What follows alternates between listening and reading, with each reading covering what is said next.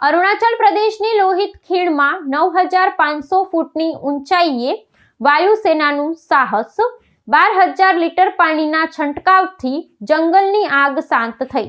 અરુણાચલ પ્રદેશની લોહિત ખીણમાં આશરે 9500 ફૂટની અતિશય ઊંચાઈ પર લાગેલી ભીષણ જંગલની આગને ઓલવવા માટે ભારતીય વાયુસેનાએ મોટું અભિયાન હાથ ધર્યું હતું।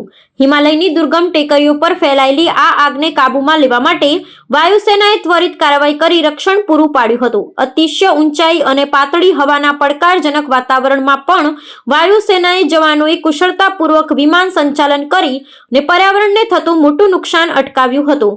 આ બચાવ કામગીરીમાં ભારતીય વાયુસેનાના Mi-17V5 હેલિકોપ્ટરનો ઉપયોગ કરવામાં આવ્યો હતો। આ હેલિકોપ્ટરો દ્વારા પ્રચંડ આગ પર આશરે 12,000 લીટર જેટલા પાણીનો મારો ચલાવવામાં આવ્યો હતો।